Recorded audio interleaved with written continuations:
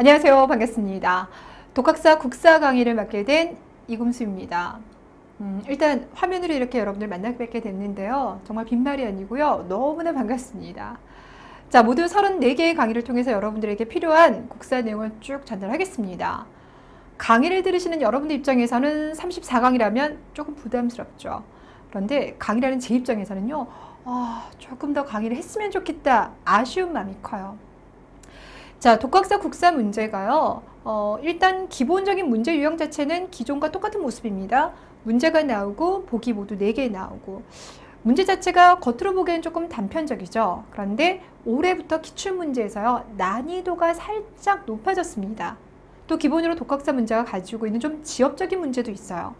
역사라고 하는 건 큰 틀을 일단 1차적으로 살펴보고 그리고 지역적인 걸 들어가야 되는데 기존의 지역적인 거에다가 난이도까지 살짝 높아졌기 때문에 가르친 제 입장에서는 34강 살짝 이거 부족한 거 아니야? 더 강의 수를 늘려야 되지 않나? 이런 생각을 좀 하긴 했어요.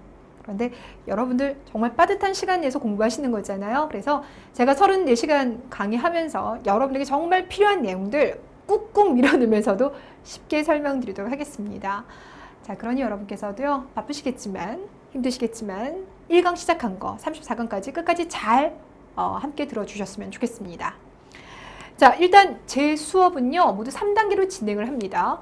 일단 매 수업 시간, 오늘의 연표라고 해서 여러분이 공부하는 그 해당 시기가 전체 우리 역사에서 어떤 시기에 위치하는지, 그리고 어떤 역사 의미를 가지고 있는지를 먼저 간단하게 말씀을 드릴게요. 그리고 두 번째 기출 포인트 짚어보고요. 그리고 난 다음에 본격적인 설명에 들어갑니다.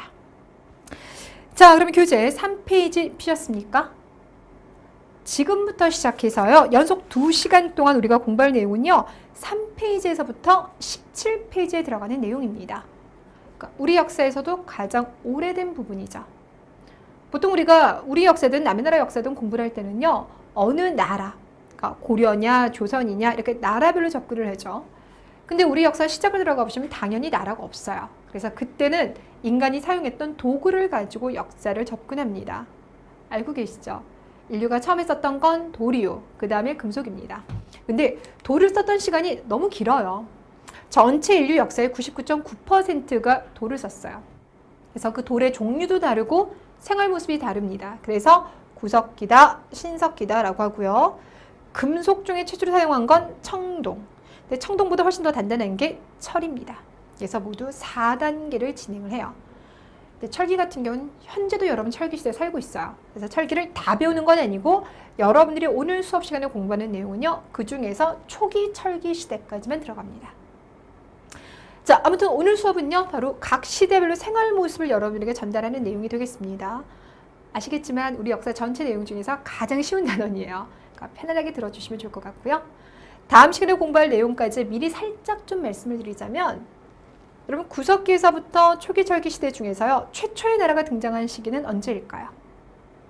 청동기입니다. 왜냐하면 돌이라고 하는 건 일단 그래도 기본 재료가 땅바닥에 잘 널려 있는 거잖아요. 그 중에서 좋은 걸 선별해서 내가 원하는 모양으로 만들면 되지만 청동이라고 하는 건 길거리에 청동이 나 여기 있어 라고 기다려주는 게 아니죠. 구리에다가 주석과 아연을 적절한 비율로 섞어야지만 만들어지는 게 청동이에요. 그러니까 고도의 기술을 가지고 있습니다. 그러다 보니까 그 기술을 가지고 있는 사람이 지배자가 돼요. 됐나요? 아니면 그것을 소유하는 부족이 국가를 만들게 됩니다. 그래서 최초의 국가는 어느 나라이든 다 청동기를 바탕으로 합니다. 됐죠? 그래서 고조선은 청동기를 바탕으로 등장해서 초기 철기 시대까지 있었어요. 그러다 이제 멸망을 하고요. 고조선이 멸망할 즈음에는요. 부여, 고구려, 옥저, 동해, 마한, 진안, 변한 이 여러 나라가 등장합니다. 정말 별거 아니죠. 근데 정말 별거 아닌데 여러분들이 보시는 시험에요. 보기로 들어갈 것들이 이미 다 나왔어요. 고조선은 청동기 문화를 바탕으로 성립되었다. 맞습니까? 맞습니다. 여러 나라는 철기를 바탕으로 성립되었다. 맞죠? 고조선은 철기를 바탕으로 성립되었다. 그건 틀려요. 고조선은 청동기를 바탕으로 성립되었다가 철기까지 받아들인 겁니다. 별거 아니지만 이미 여러분들은 시험 준비가 이제 들어가신 겁니다. 자, 오늘 공부하는 4개 시기 중에서도요. 가장 시험에서 많이 나오는 건 신석기와 청동기 시대가 되겠습니다. 자, 그럼 시작해 볼까요? 먼저 첫 번째 구석기로 들어갑니다. 구석기 시대, 일단 우리 땅에서 시작된 건요, 약 70만 년 전. 이 70만 년 전이다 그러면 전 지구 역사가 46억 년 정도 됐거든요. 그 중에서 인간이 등장한 게 약 350만 년쯤에 아프리카에서 등장을 했어요. 그리고 그 아프리카에 살고 있었던 인류의 조상들이 뻗어나가기 시작합니다. 그래서 우리 땅에 들어온 것이 바로 70만 년 정도가 되는 거예요. 되셨죠? 자, 그렇다면 그때 살던 사람들은 어떻게 살았을까요? 사냥하고요. 그 다음에 열매, 그 다음에 물고기, 뭐 이런 것들 먹고 살았고요. 이런 것들은 맨손으로도 할 수 있겠지만 기본적으로 도구 사용하겠죠? 이때 사용했던 도구는 뼈도구, 그리고 뗀석기가 됩니다. 뗀석기라고 하면 석기를 내가 원하는 모양으로 깨서 섰다라고 해서 뗀석기라고 해요. 자, 그런데 이 뗀석기를요, 우리가 여러분들 거의 70만 년 정도 썼어요. 그러니까 뗀석기 종류도 정말 다양하겠죠. 근데 이 다양한 걸 다시 시기를 구분을 해요. 구석기 중에서도 오래됐다라고 해서요, 전기 구석기, 그다음 가운데다, 중기다, 그다음 뒷부분이다. 그래서 후기 구석기 이렇게 불러줘요. 일단 크기로 보자면 전기 구석기 때 크기가 좀 컸었고요. 후기로 가면 크기가 점점 작아집니다. 세밀해져요. 전기 구석기를 대표하는 뗀석기다 그러면요, 집게가 있고요, 주먹도끼가 있습니다. 차이점이라고 하면 집게 같은 경우는요, 돌날이 한쪽에만 있어요. 근데 주먹도끼 같은 경우는 양날에 있습니다. 그럼 어떤 게 만들기가 좀 더 어려울까요? 이게 더 어렵겠죠. 여러분 뗀석기라고 하면 나도 만들겠어 라고 생각했겠지만 아닙니다. 주먹도끼 양날에 균형 맞추면서 이거 같은 경우는 날이 여러 개인 것만큼 하나 가지고 다 쓸 수 있어요. 동물을 사냥하고 가죽을 벗기고 뭐 나무의 뿌리를 캐내고 이 모든 것들을 이거 하나로 다 할 수 있는 만능석기거든요. 그래서 이런 거 하나 만들려면 100번 이상 다 타격을 해줘야 돼요. 정확히 내가 원하는 모양을 만들기 위해서. 그래서 전문적인 능력이 필요합니다, 여러분들. 되셨죠? 그래서 전기 때는 이렇게 생각하다가 사용하다가 중기 시기가 되면 뭐 자르개, 밀개, 글개 이런 거 사용합니다. 자, 그다음에 이제 후기 시기가 되면 승배 찌르개가 있는데요. 찌르개는 뭔지 아시겠죠? 그럼 승배라는 게 뭐냐면 손잡이를 말합니다. 그래서 한 10cm 정도가 되는 돌을 내가 원하는 모양으로 이런 식으로 자르는 거예요. 그래서 여기 부분이 손잡이, 승배가 되겠고요. 여기에 나무를 연결합니다. 그래서 이렇게 끈으로 묶어주는 거예요. 그러면 이런 것들이 이제 돌창이 되는 거죠. 되셨나요? 여러분께서 이제 시험을 준비하는 입장에서는 이런 거 다 외워야 된다고 생각하시잖아요. 집게, 주먹도끼, 글게, 밀게, 자르게, 승배 찌르게. 근데 입으로 얘기해보면 뭔가 공통점이 나오지 않습니까? 개자로 끝나요. 요거 하나 빼고는 모두 다 개자로 끝납니다. 아, 뗀석기의 명칭이구나. 이렇게 보시면 됩니다. 자, 사냥하고 살고요. 물고기 잡기 위해서는 한 곳에 계속 있을 수는 없어요. 정착생활 안 되고 이동생활 해야 되겠죠? 그래서 겨울에는 동굴에 살고요. 여름에는 임시 거처를 만드는데 이를 막집이라고 합니다. 농담이지만 진담인데 설명을 드리면 막집이라는 건 막지어서 막집이 아닙니다. 임시 거처를 막집이라고 합니다. 자, 이때 무리 지어 다니는데요. 한 20-30명 정도가 무리 짓고요. 물론 거기에는 일종의 대장 역할을 하는 사람이 있어요. 근데 권력을 가진 건 아닙니다. 나이가 좀 더 많거나 지혜로운 사람들이 대장 역할을 합니다. 그리고 미리 하나 말하지만 신석기 시대까지도요, 계급이 없어요. 평등사회. 그러다가 청동기 시대가 되면 아까도 말씀드렸다시피 청동이라는 게 나 여기 있어요 이러는 거 아니잖아요.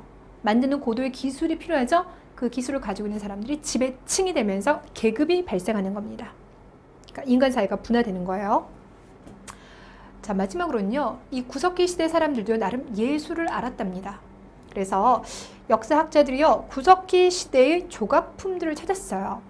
근데 조각품이라는 게요, 뭐 대충 모습 중에는 뭐 이런 모습 같은 게 있어요. 그럼 여러분이 이런 조각품을 발견했다. 뭐라고 생각하시겠습니까? 물고기구나. 그럼 다시 또 해석을 하자면 이거 왜 만들었을까요? 내가 어제는 물고기를 10마리 잡았는데 내일은 한 마리라도 더 잡았으면 좋겠다라고 마음속에 뭔가 기원을 하면서 만들었겠죠. 자, 그래서 뭐라고 하냐? 뭔가를 기원한다. 주술적 의미에서 조각품을 만들었다라고 해석을 합니다. 됐습니까? 자, 그렇다면 이제 구석기와 관련돼서 마지막으로 살펴볼 것은요, 구석기의 대표적인 유적지예요. 이 유적지 문제가 요즘에는 그렇게 많이 나오지는 않는데 한번 나오면 또 틀릴 수가 있잖아요. 그렇죠? 그래서 외워야 되는데 외우는 입장에서는 되게 짜증나요.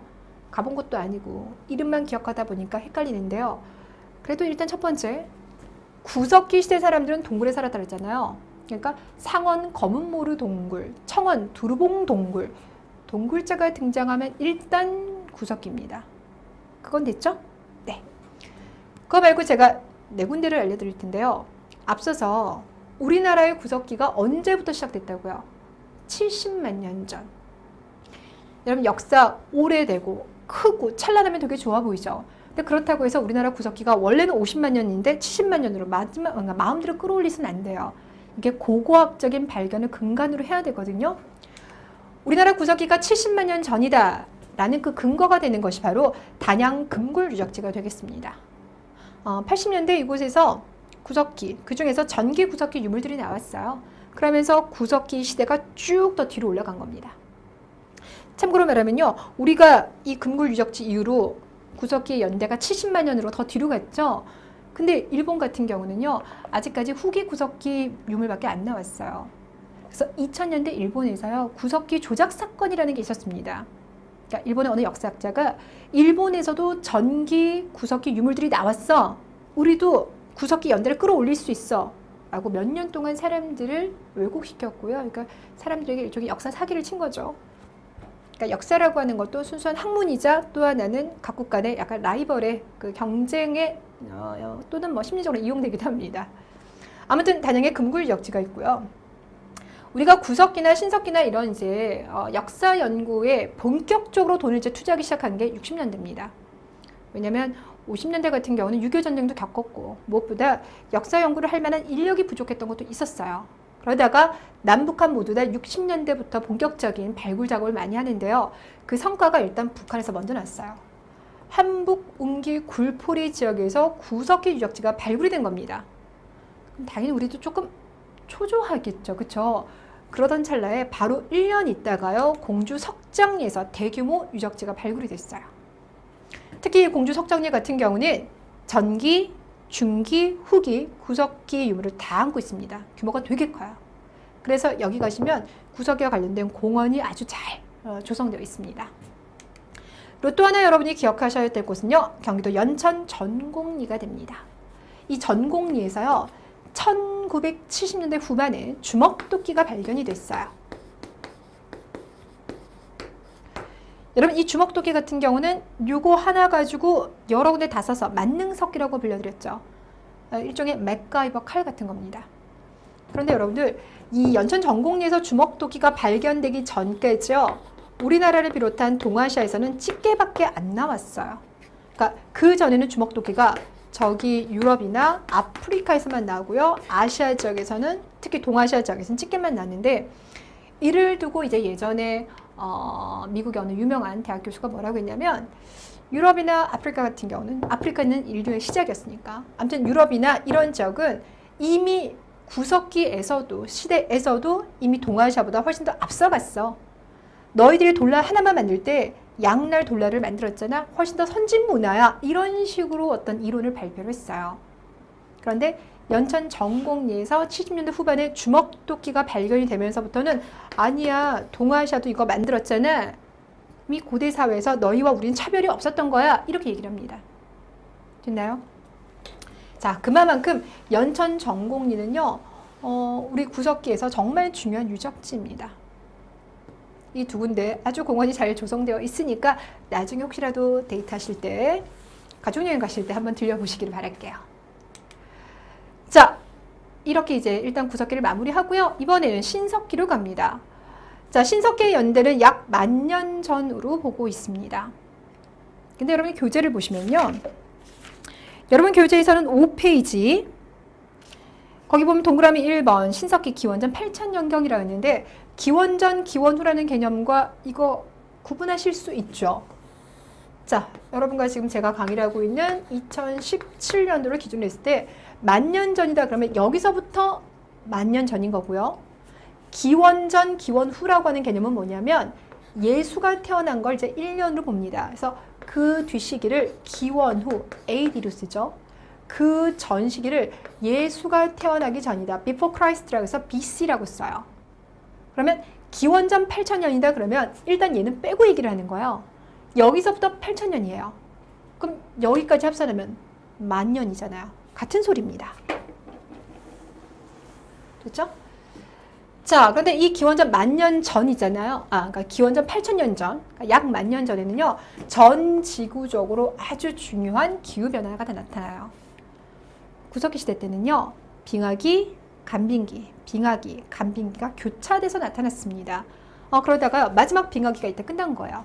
그럼 그때부터 지금에 이르기까지는 바로 간빙기가 이제 지속이 됩니다. 간빙기가 시작됐어요.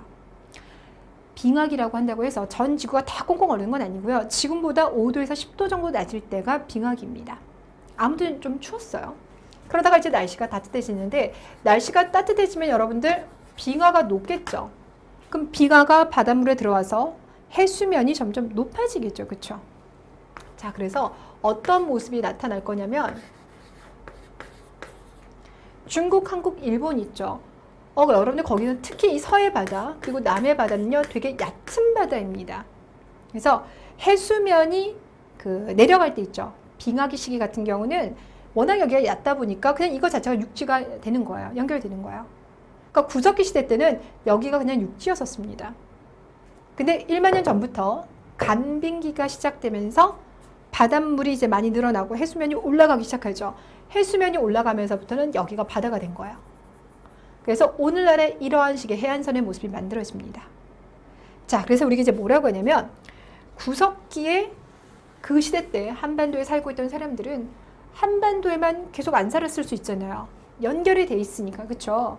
근데 신석기 시대부터는 우리나라와 일본은 일단 분리가 되잖아요. 그리고 우리도 이제 반도 국가가 됐잖아요. 그러다 보니까 신석기 시대부터 우리 땅에 살던 사람들은 그곳에 계속 머물러 살았겠구나. 그래서 우리 민족의 시작을 신석기로 보고 있습니다. 자, 그 다음 생활 모습 들어가 볼까요? 앞에서 말씀드렸다시피 신석기와 청동기의 생활 모습이 정말 중요합니다. 여러분들 신석기 하면 농사 시작한 거 많이 알고 계시죠? 근데 조심할 게 있어요. 여전히 생활의 중심은 이거예요. 이거고, 농사를 졌다 하더라도요, 신석기 처음부터 한 건 아니고요, 신석기 후기 시대부터 농사 짓기 시작했다라는 거. 그리고 또 하나는 이건 아주 초보적인 농사예요. 그러다 보니까 우리가 농사 졌다 그러면 벼농사를 생각하는데 아직 벼농사는 아니고요, 조, 수수, 기장 이런 것들을 재배하는 단계입니다. 그러니 아직은 생활의 중심이 이쪽이라는 거. 됐죠? 자, 요거 하나 조심하시고요. 그 다음, 그럼 농사를 질 때는 뭘 이용해서 했느냐? 간석기를 이용합니다. 간석기라는 건 내가 원하는 모양으로 돌을 갈아섰다. 근데 갈아섰는데 그 돌이 무뎌졌어요. 다시 갈아 쓰는 겁니다. 되셨어요? 참고로요, 뗀석기 같은 경우는 개자가 많이 들어갔죠? 찢게, 찌르게, 밀게, 긁게, 개자가 들어갔죠. 근데 간석기 같은 경우는요, 돌자가 들어갑니다. 도라살, 돌창, 돌보습, 돌갱이, 돌낫, 돌자가 들어가요. 예외라고 하면 갈돌과 갈판.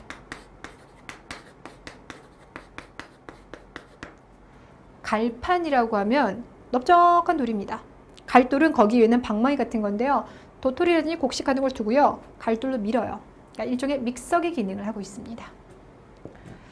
자, 아무튼 이제 어쨌건 농사를 시작한 이 상황에서부터는 이동하면 안 되겠죠? 한 곳에 정착하고요. 정착하다 보니까 집을 짓습니다. 이게 바로 움집. 조심하실 건요, 움집을 여러분들이 신석기 시대에만 있었다라고 생각하시는데 아니에요. 움집은 신석기에서부터 청동기 그리고 철기 시대 초반까지도 있었습니다. 자, 그렇다면 이제 우리가 이제 중점을 둬야 될 거는 이때 나온 움집이랑 청동기 시기 때 등장하는 움집이랑 어떻게 다르냐, 이걸 보셔야 되는데요. 일단 이때의 움집은 이 움을 깊게 파는 형태예요. 이렇게 파는 구덩이를 움이라고 하는데 깊게 파요. 지역에 따라 다른데요, 50에서 1m, 그러니까 50cm에서 1m 정도 팝니다. 그리고 난 다음에 이렇게 억새 같은 걸 덮어줘요. 이게 바로 움집입니다. 자, 움집을 위에서 보면요, 원형이라든지 아니면 사각형인데 끝이 둥글하게 처리된 거예요. 우리가 이때 관심을 가지는 거, 불은 어디에 뒀을까? 인데요, 불은 거의 한가운데 쪽에 뒀던 것으로 보이고요. 그 주변은요, 이렇게 구덩이가 있어요. 여기에다가 토기를 주는 형태입니다. 됐죠? 자, 두 번째. 그럼 사람들은 주로 어디다가 움집을 많이 지었느냐라고 봤더니요. 일단 농사를 짓기 시작하면서부터는 평에도 있어야 되고 물도 구할 수 있어야 되겠죠. 그래서 강가라든지 바닷가. 그래서 바로 다음 페이지에 제가 보여드리겠지만 신석기 유적지 하면 강가나 바닷가에서 많이 보입니다. 자, 일단 정착생활 이때부터 시작할 거고요. 그러면서 혈연관계를 기반으로 한 시족사회, 이것이 확장된 부족사회가 등장하고요. 아직까지는 평등입니다. 그러니까 리더가 있긴 하지만 권력을 잡은 그런 리더가 아니에요. 연장자, 지혜를 가진 사람, 그런 의미입니다. 자, 여기까지는 이제 구석기랑 비슷한 패턴으로 왔다면 이제 여기서부터 비교 잘 해볼게요. 바로 뭐냐면 토기가 등장한다는 거. 신석기 사회가 가지고 있는 특징, 농경 시작했다, 움집 만들기 시작했다, 그리고 또 하나가 토기를 만들기 시작했다. 이거 되게 중요하죠. 토기가 나왔을 때 거의 대부분 나오는 토기는 빗살무늬 토기가 나와요. 빗살무늬 토기 같은 경우는 우리나라 신석기를 대표하는 토기가 됐고요. 전국에서 고루 나옵니다. 뭐 빗살무늬 토기의 생긴 모습은 여러분들 아실 거예요. 이런 게 있고요. 이거 말고 여러분이 추가로 기억하신다 그러면 3개가 더 있어요. 일단 첫 번째는 이름 민무늬 토기. 여러분 민무늬 토기라고 하면 아무 무늬가 없는 거죠. 민무늬, 무늬가 아무것도 없어요. 밋밋해요. 근데 이 민무늬 토기 자체는 청동기와 철기시대 사용해요. 근데 그 민무늬 토기의 일은 원형의 모습이다 라고 해서 이걸 이름 민무늬 토기라고 합니다. 이거 말고도 여러분 교재 보시면은요, 덧무늬 토기라는 게 있는데, 덧무늬라는 게요, 덧대고 있는 거예요. 이게 있고, 눌러 찍기문 토기. 여러분 토기를 이렇게 봤을 때요, 이 위쪽 있죠? 이걸 바로 아가리라고 그래요. 제가 이걸 한 게 아니라요, 토기의 위쪽은 아가리라고 합니다. 근데 눌러 찍기문 토기 같은 경우는요, 이 아가리 쪽에다가 찍어요. 그래서 문양을 만들었다. 자, 4개 다 기억하신다면 이름 민무늬 토기, 덧무늬 토기, 눌러 찍기문 토기, 빗살무늬 토기가 있습니다. 토기만 만드는 게 아니라요, 옷도 만들어 입어요. 여러분 옷을 만들어 입기 위해서는 실, 바늘이 필요하겠죠. 자, 그래서 이때 실을 만드는 데 이용되었던 가락바퀴라는 게 있습니다. 동그라미 가운데 구멍 뽕 뚫려 있어요. 여기다가 나무를 하나 끼워요. 그런 다음에 돌돌돌 돌리면서 실을 만들어내는 거예요. 그 다음 날카로운 뼈를 가지고 바늘을 만듭니다. 자, 실과 바늘이 있으니까 가죽을 꿰매가지고 옷을 만들어 입었겠죠? 자, 마지막으로 신석기 때 농사를 짓기 시작합니다. 그러면서 자연의 위대함에 대해서 아는 거예요. 그래서 신앙이라는 게 등장해요. 아직까지는 종교 정도는 아니고요. 원시 신앙이 등장하는데요. 이거 여러분들 정리 잠깐 좀 해야 되니까 옆에 쓸게요. 원시 신앙이다 그러면 크게 4가지 형태를 볼 수 있는데, 애니미즘, 샤머니즘, 토테미즘, 그리고 영혼과 조상 숭배.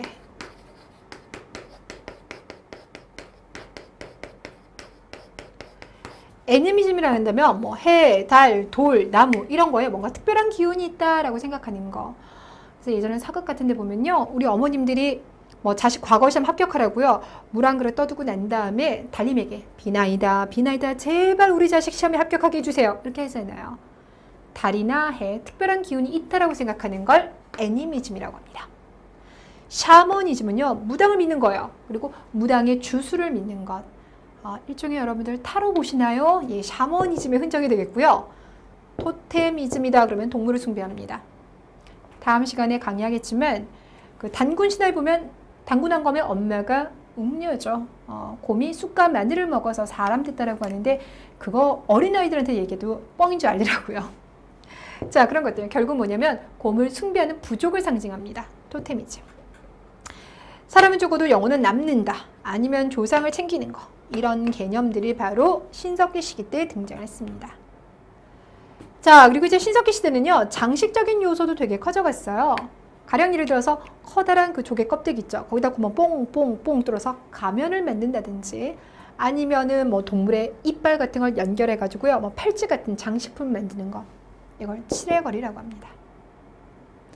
자, 갑자기 신석기가 되면서 뭐 여러분들 많이들 알고 있는 내용이긴 하지만 책 읽기 조금 늘어났습니다. 자, 그러면 마지막으로는요, 신석기의 대표적인 유적지를 볼 텐데요. 다시 한번 말하지만 신석기 시대에는 농경을 시작했습니다. 이거 다른 나라가 시작했으니까 우리도 시작했겠다라고 우기는 게 아니라요. 다 고고학적인 발굴을 근간으로 얘기하거든요.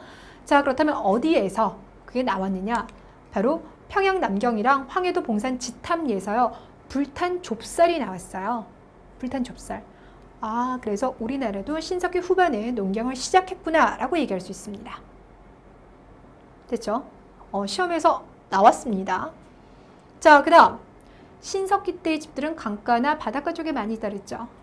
동해, 서해, 남해 대표적인 유적지를 알려드리자면 동해 같은 경우는 양양 오산리, 서해는 서울의 암사동 지역. 암사동에 가면 대규모의 움집 그 터가 있었고 그것을 이제 다시 복원시켜 놓은 암사동 신석기 유적지가 있습니다. 부산 같은 경우는 동삼동 유적지가 대표적입니다. 자, 앞에서 4개 말씀드렸고 뒤에서 5개 말씀드렸습니다. 벌써 9개 유적지가 나왔어요. 자, 그리고 저는 청동기로 넘어가겠습니다. 자, 만주와 한반도 지역에서 청동기를 사용하기 시작한 것은 기원전 2000년에서 기원전 1500년경이에요. 그러니까 지금에서 보자면 3500년 전에서 4000년 전쯤에 이제 청동기를 받아들여서 시작을 했습니다. 이 청동기가 들어온 것은요, 생활에서 정말 큰 변화들을 많이 일으켰어요. 근데 여기서부터는 그 변화들을요, 정치, 경제, 사회, 문화 이런 파트로 나가 볼게요. 앞으로 제가 향후 강의를 하면서 어떤 나라를 접근할 때도요, 정치, 경제, 사회, 문화 이렇게 파트별로 나가 들어갑니다. 일단 정치적인 변화라고 하면 무엇보다 계급이 발생했잖아요. 그렇죠? 청동기를 소유한 사람이 계급을 가진 거고 또는 청동기를 소유한 세력 전체가 지배 부족이 되면서 다른 부족을 지배하는 모습입니다. 되셨어요? 자, 이때 권력의 정점에 있는 인물을 뭐라고 하냐? 족장 또는 군장이라고 합니다. 지배층과 피지배층으로 나눠졌을 때 그 꼭대기에 있는 인물 족장 또는 군장이라고 하는데 그가 지배하는 국가다라고 해서 군장국가라고 불러줘요. 자, 근데 이 군장국가에서 나타나는 모습 중에 하나 중요한 게 뭐냐면 재정일치사회라는 거. 일치합니다. 뭐가? 정치와 제사를 담당한 사람이 한 사람으로 일치합니다 라는 뜻입니다. 그러니까 족장이요, 나를 따르라 라면서 전쟁을 일으키기도 하죠. 또 한편으로는 하늘의 제사를 지는 것도 그가 담당합니다. 당연히 오늘날의 사회는 재정분리사회니까 뭐 대통령과 목사, 신부님 다 따로 있지만 고대에서는 재정일치의 모습이었다. 그리고 또 하나는 이런 족장들은 나는 너희들과는 다른 사람이야. 나만이 가진 특별함이 있어 라고 말하겠죠. 그러면서 내세우는 게 바로 뭐냐? 선민사상 또는 천손사상이라고 합니다. 우리는 하늘로부터 선택받은 사람들이야. 또는 하늘에서 내려왔어. 이런 사상을 강조했고요. 족장들의 무덤은 일반 사람들의 무덤과는 좀 달랐겠죠. 그래서 규모가 되게 큰데요. 그 대표적인 증거가 바로 고인돌입니다. 참고로 우리나라는요, 전 세계 고인돌의 약 40%가 있습니다. 3만여 기의 고인돌이 우리 땅에 있어요. 전국에 정말 흩어져 있는데요. 근데 이 고인돌 같은 경우는 크기도 되게 다양해요. 근데 어떤 고인돌? 저기 강화도에 가면 볼 수 있는 고인돌이 되겠는데요. 이걸 괸돌이라고 합니다. 뭐 달이라고 생각하셔도 되겠고요. 그리고 난 다음 그 위에다 덮개돌을 얹는데 이 덮개돌의 무게가요, 최대 60톤에서 80톤 정도까지 추정하고 있어요. 보통 차 한 대가 1톤이라고 생각하신다면 차 60대에서 80대가 올라갈 수 있는 정도의 무게. 엄청나게 무겁죠. 그렇죠?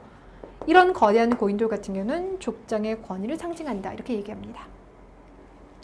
자, 일단 정치적인 변화를 뵀죠?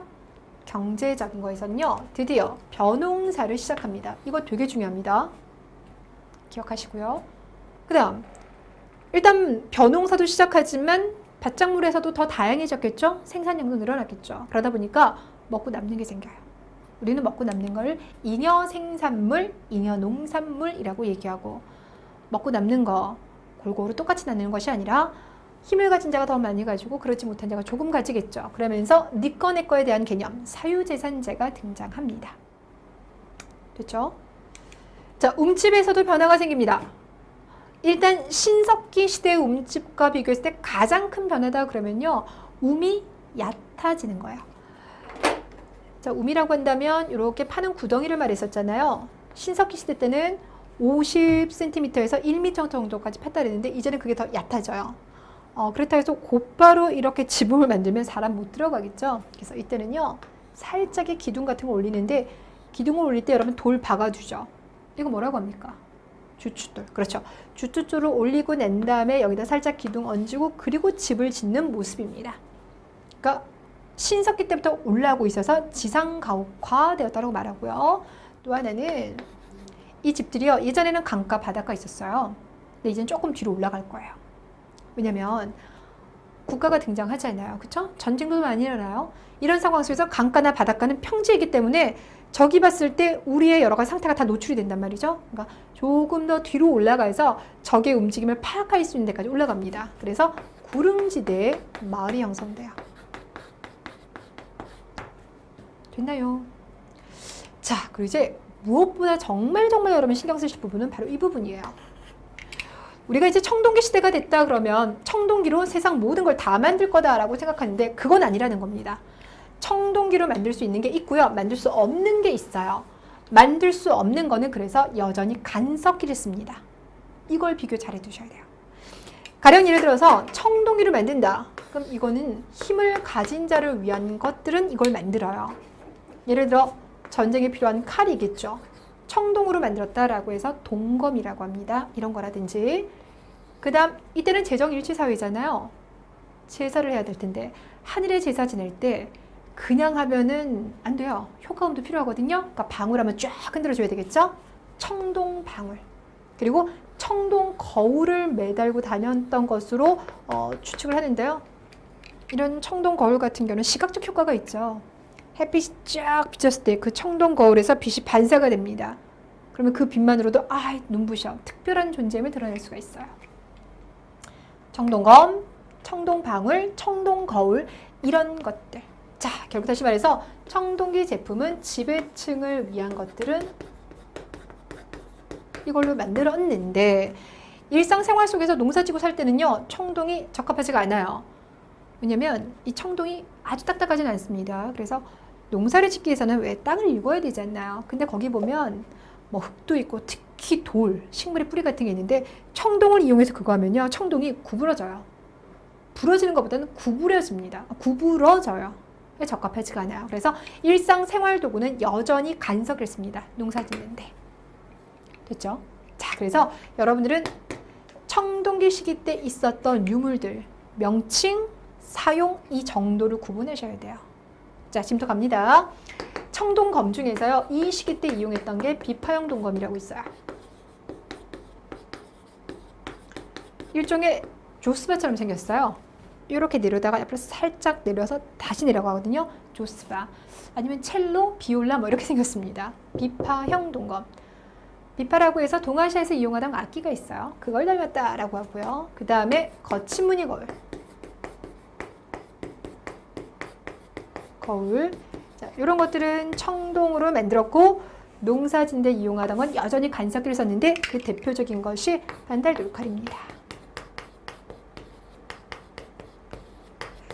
자, 재료에 돌자가 들어가긴 했지만 구석기 시대처럼 무슨 개로 끝난 것도 아니고 신석기 때처럼 돌머시기 이렇게 끝난 것도 아니고 돌머시기로 시작한 것도 아니고 반달돌칼 그 이름만으로도 청동기 시대구나 상상이 되시죠?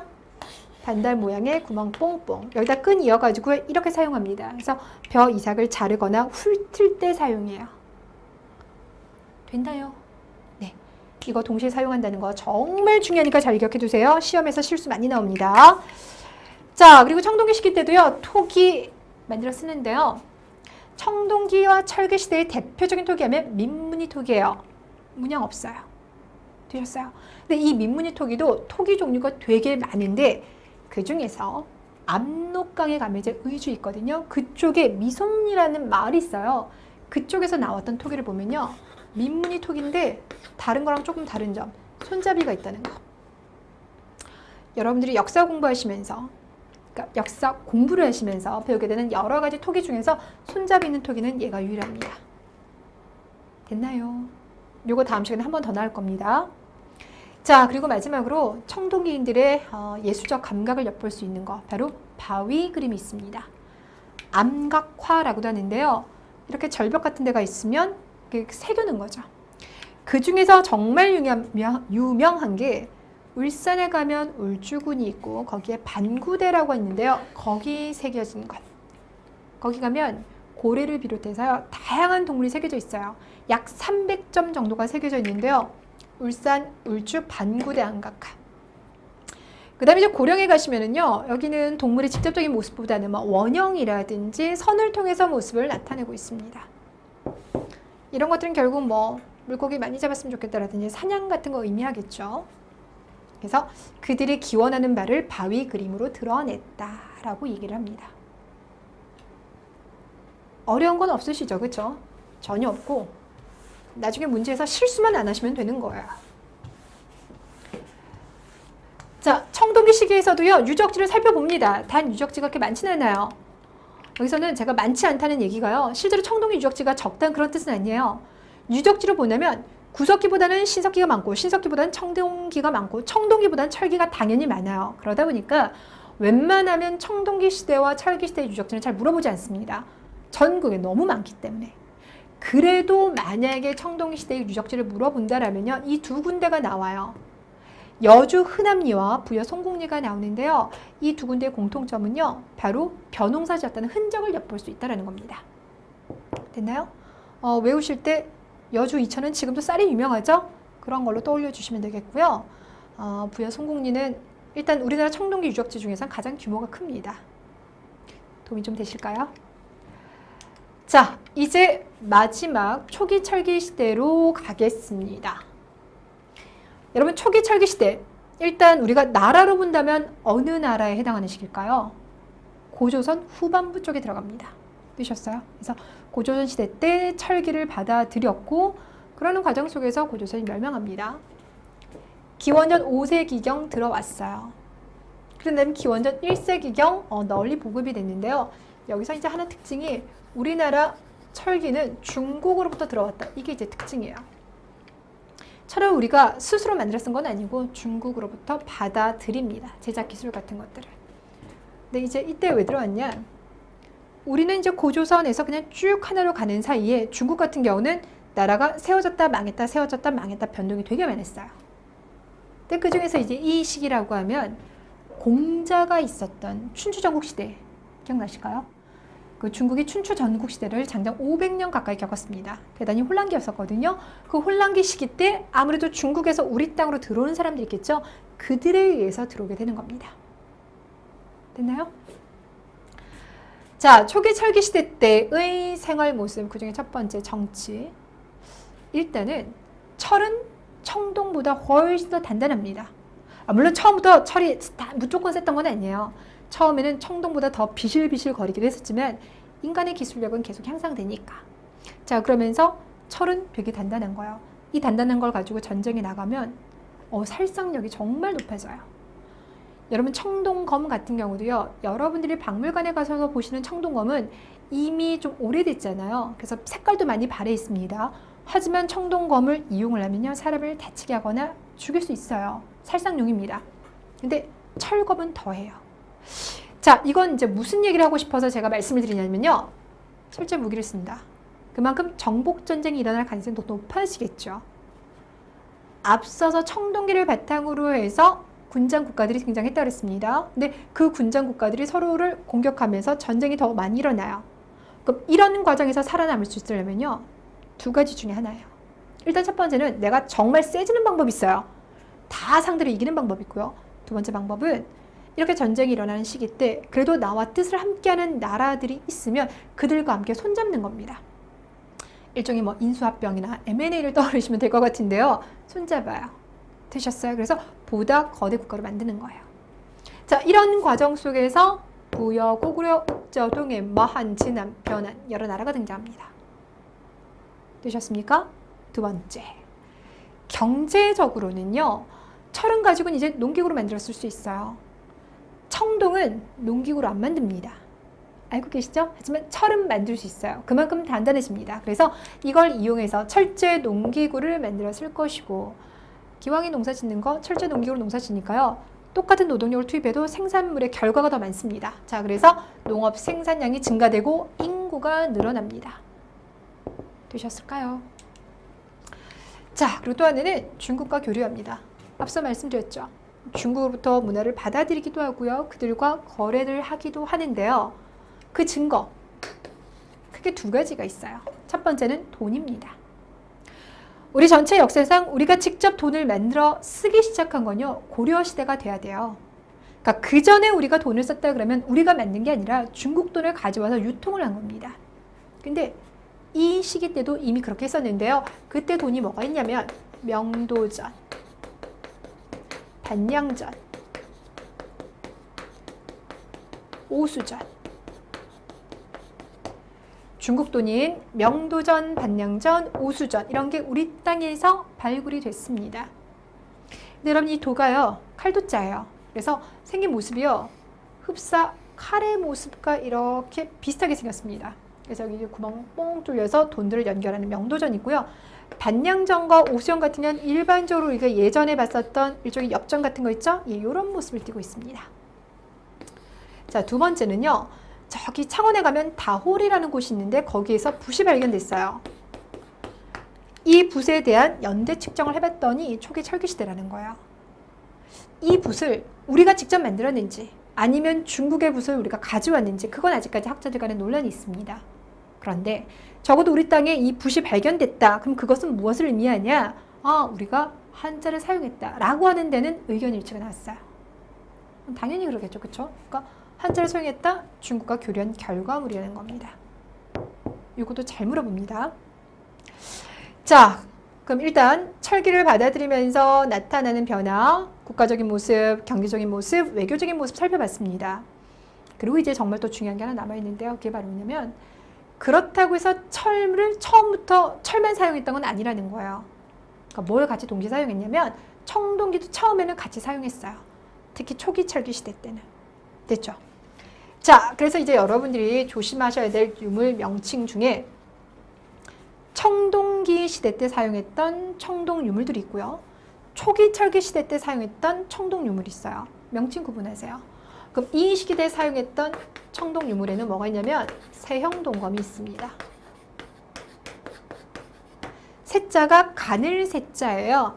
그러니까 앞서서 같은 경우는 비파형 동검은 일종의 첼로, 비올라 뭐 그런 모습, 조스바의 모습을 띈다라면 세형 동검 같은 경우는 그냥 길쭉하게 이렇게 생겼어요. 이게 특징이에요. 아, 그리고 시험에서 물어보는 건 아니지만 이거 되게 짧거든요. 이거 잡고 못 싸워요. 이거는 여러분 손잡이를 연결해서 쓰는 겁니다. 참고로. 아무튼 그래서 세형 동검이 초기 철기 시대 때 만들어졌고요. 그 다음 또 하나가 잔무늬 거울이에요. 여러분 박물관 가셔서 아마 잔무늬 거울 한 번쯤 보셨을 텐데요. 별로 감흥은 못 받으셨을 거예요. 근데 이 잔무늬 거울이 한국의 7대 불가사의 중에 하나입니다. 크기는 제 손바닥 정도 돼요. 한 20cm 정도, 전체 지름이 그 정도가 되는데 여기에요 13,000여 개의 선이 그려져 있어요. 그럼 되게 작은 면적의 선이 엄청나게 조밀하게 있겠죠. 어느 정도 간격이냐? 약 0.3mm 정도의 간격으로 선이 그려져 있습니다. 그러니까 정말 촘촘하게 그려졌어요. 그러니까 현대의 슈퍼컴퓨터로도 재현하기가 어렵다는데 이걸 초기 철기 시대에 만든 겁니다. 그러니까 제작 기술이 대단한 거죠. 세형 동검, 잔무늬 거울, 청동 제품이긴 하지만 초기 철기 시대 때 만들었다는 거 시대 구분하세요. 자, 그럼 이제 이들을 가지고 우리가 특징을 봤을 때 일단은 이런 거 같은 경우는 한반도 안에서만 나오고 있어요. 앞서 나왔던 비파형 동검이라든지 거친무늬 거울 같은 경우는 한반도 지역뿐만 아니라 저기 만주에서도 많이 나오는데 이런 것들은 한반도, 특히 청천강 아래쪽에서만 나오거든요. 그래서 이제 우리가 뭐 굳이 말하자면 코리안 스타일? 만주랑 공유하는 게 아니라 우리만의 스타일이 나오는구나. 그래서 독자적인 청동기 문화가 발달했다 라고 해석을 하고요. 그리고 또 하나는 이런 것들을 가지고 실제로 전쟁에 나가지는 않습니다. 왜냐면 실제 전쟁에 나갈 때는 얘가 성능이 더 좋아지죠. 그러다 보니까 이건 점점 제사에 사용되는 의식용 도구로 바뀝니다. 되셨어요? 자, 그리고 여기에다가 하나만 더 추가할게요. 뭐가 들어갈 거냐면 거푸집이 들어갑니다. 거푸집이라고 하면 청동이라든지 철을 찍어내는 틀을 말합니다. 거푸집. 그러니까 거푸집이 발견이 됐어요. 그 말은 이 땅에서 직접 이 제품을 만들어냈구나라고 하는 증거가 될 수 있는 거겠죠. 근데 우리나라 그 청동기 시기 때 비파형 동검의 거푸집은 아직까지 발견이 안 됐어요. 그러니까 그 비파형 동검을 우리가 직접 만든 건지 사다 쓴 건지 조금 애매모호하죠. 근데 세형 동검이라든지 이런 것들은 거푸집이 나왔어요. 그러니까 이런 걸로도 확실하게 이건 우리가 만들었구나, 그리고 우리 스타일이구나, 이렇게 얘기합니다. 되셨어요? 자, 명칭도 기억하시고요. 그것이 담고 있는 의미까지 같이 해석해 두시길 바랄게요. 자, 그리고 그러면 이런 것들은 도대체 어디에서 우리가 찾아내나요? 보통은 무덤에서 많이 나옵니다. 철기 시대의 대표적인 무덤이다 그러면 널무덤, 동무덤. 자, 우리 앞서서 청동기 시기 때 고인돌 말씀드렸죠?